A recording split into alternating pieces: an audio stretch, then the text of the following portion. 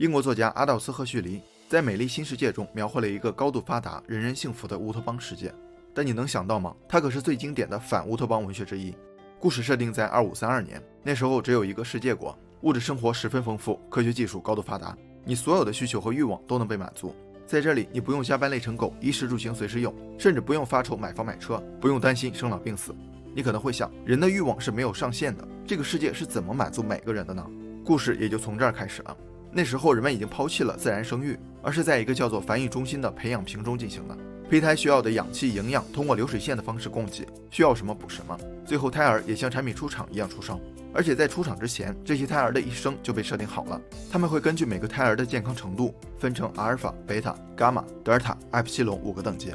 如果张三被标记为阿尔法，那就多给点营养，让他发育得更好，变得更帅、更聪明。而如果李四被标记为埃普西龙，那完了，他们时不时往胚胎里整点酒精，让他变迟钝，只能从事最简单的体力劳动。这些孩子的成长也不是跟着爸妈，而是由社会教育中心集体管理。这个机构的宗旨只有一个，就是保证每个等级的孩子只能喜欢社会规定他们喜欢的东西。比如等级是埃普西龙的李四想要看书，就电击他，就像巴甫洛夫的狗一样，建立条件反射。长大以后，李四肯定不会看书了，对吧？这样一来，每个等级的需求是不一样的，每个人都在精细化的社会流水线中自得其乐，谁也不羡慕谁。张三不愿意干李四的活，李四也不可能看张三的书，每个人都觉得自己无比幸福。你别说推翻了，简直是爱得不行。这就是他的阴暗之处，不是不让你改变，而是你根本想不到改变，也不愿意去改变。人们都生活在一个无知即幸福的低智商社会。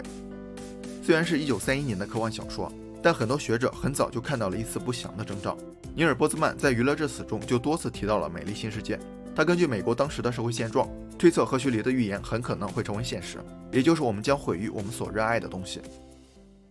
事实上波兹曼那个年代，也就是1980几年，互联网还没有普及，电视都还是黑白的，只不过当时美国的电视行业比较发达，看电视成为美国人必不可少的休闲娱乐活动。波兹曼感觉电视剥夺了人们太多的注意力，用现在的话说，应该叫流量了。你看，当时还没有智能手机，没有微信短视频，大家就是下班看个新闻，看个剧，波兹曼就已经开始批评电视贩卖娱乐，会导致人们思考泛化。不知道他看到现在的情境会有什么样的感想。现在的科技发展已经让信息获取极度便利，想看什么都能手指就解决了，体量庞大还生动形象，这种情况下谁还愿意学习和思考呢？就好比考试的时候给你答案，你肯定懒得去上课了。而且咱们都知道，网上90%的信息都是娱乐化内容，因为内容生产者知道这些内容才受欢迎，才能带来更多的流量，挣更多的钱，所以他们就像美丽新世界一样，只给你看你想看的内容，这谁能挡得住，对吧？所以一部分人是出淤泥而层林尽染，完全放弃治疗，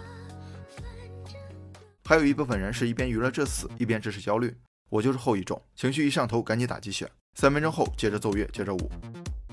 除了对美丽新世界的担忧，一些专家学者也看到了问题的本质所在。波兹曼觉得娱乐化内容跟严肃知识之间的界限越来越模糊了，因为他发现电视的流量越来越大，就开始承担更多责任了，比如新闻、教育等，这些严肃知识也开始变得娱乐化了。书里把电视比喻成玩杂耍的小丑，表演很有趣，而且大众喜欢什么他就表演什么。这时候其他人一看，既然你这么受欢迎，不如也顺带科普一下专业知识，能者多劳嘛。问题是小丑是娱乐大众的，他具有吸引眼球的能力，但是缺乏传播严肃知识的能力。比如一个物理学家可以穿着小丑服来讲牛顿第一定律，这是娱乐服务知识，本质没有变。反过来，你让一个小丑穿白大褂讲物理学，他的目的还是表演逗笑，知识成了娱乐的表演素材，这是知识服务娱乐。问题就在这儿，你可以娱乐着学知识，但知识不能用来娱乐。波兹曼就说了，电视做好自己娱乐大众的工作就可以了，你让它转播知识，甚至引导人们的价值观就很不合适了。所以他不反对娱乐化的电视，而是反对电视承担了不该承担的责任。日本作者大前研一对日本现状的批判更狠，还出了2本书来抨击。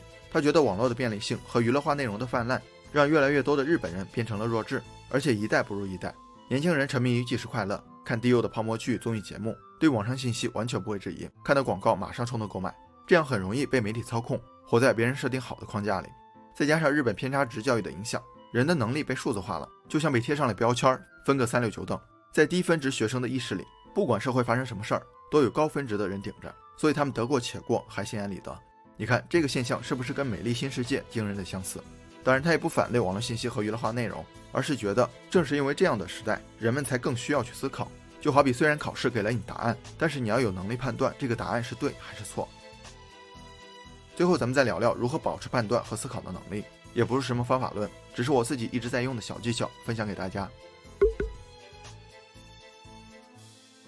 我之前总是限制自己玩手机的时间，时间到了就不能玩了，但是每次都在往后推，今天10分钟，明天半小时。不过我发现反过来不限制玩手机，而是设定长知识时间，效果就好很多。刚开始时间可以短一点，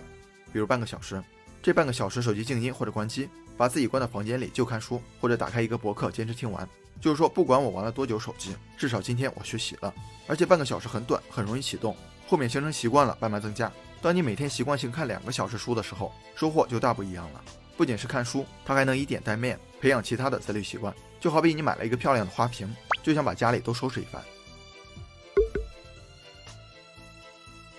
随时带着书确实不方便，要充分利用碎片化时间。想来想去，也就只有手机了。这又回到上面的问题了，手机剥夺了我们的时间和注意力，不是应该远离它吗？但其实就像波兹曼和大前研一提到的，电视、手机娱乐化内容没有问题，问题在于我们利用的方式。手机可以社交、打游戏、看短视频，同样也可以学习，对吧？而且我发现，在我刷手机咧着嘴笑的时候，确实有人用手机做日程管理、做行动计划、阅读和学习。所以你可以用手机阅读、听书、听博客。我之前戒短视频也是通过这个方法。